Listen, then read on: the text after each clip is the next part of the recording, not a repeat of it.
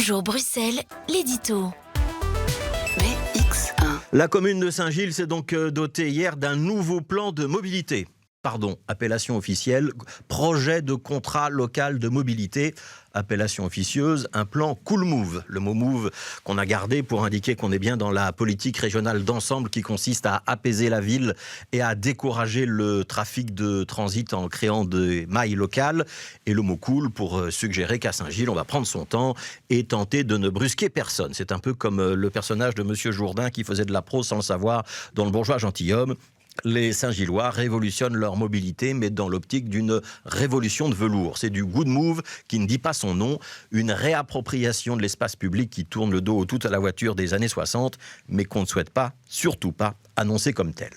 Concrètement, on va donc commencer par transformer la place Van Menen, qui va devenir un espace piéton. Première partie visible de ce contrat, et puis ensuite 7 sous-quartiers qui ont été dessinés avec des réunions qui commenceront avec les habitants à partir du mois de septembre. Le plus spectaculaire, c'est évidemment le réaménagement de la barrière de Saint-Gilles. C'est un petit peu le cœur de la commune et c'est là que ça coince en matière de mobilité le plus souvent, avec un tram qui ne contournera plus l'îlot central mais coupera en plein milieu, un trafic automobile ramené sur une bande, la fin des feux rouges remplacée par une logique de rond-point, priorité à celui qui est déjà engagé sur le rond-point, je rappelle, et puis la chaussée de Waterloo par laquelle on pourra quitter la barrière mais ne plus y entrer quand on vient de la petite ceinture.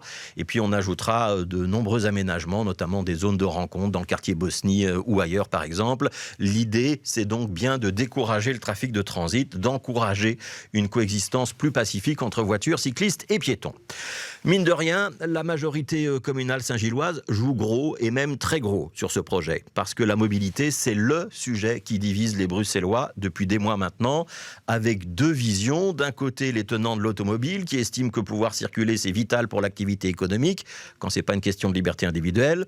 Et puis de l'autre, des cyclistes, des piétons, des partisans de la mobilité douce, qui demandent à mieux partager l'espace et que la voiture, par la place centrale qu'elle occupe, mais aussi... il faut le dire, en raison d'une certaine culture de la vitesse, ça reste un danger pour les autres usagers. Et on ne parle pas des effets induits comme la pollution, entre autres. On sait tous que la voiture pollue, qu'elle consomme de l'énergie, qu'elle grignote de l'espace, mais on sait tous aussi qu'il est illusoire de vouloir s'en passer dans toute une série de cas de figure. Et la réalité, c'est que de très nombreux Bruxellois combinent plusieurs modes de transport. La marche à pied, qu'on oublie parfois, mais aussi les transports en commun, la trottinette, le vélo, l'automobile. Nous pouvons les utiliser à tour de rôle, connaître les avantages et les inconvénients de chacun de ces modes de transport. Il est de plus en plus rare que les Bruxellois n'utilisent qu'une seule manière de se déplacer. Et pourtant, jouer du clivage, le renforcer, l'instrumentaliser, c'est une tendance marquée du débat politique sur la mobilité ces derniers mois.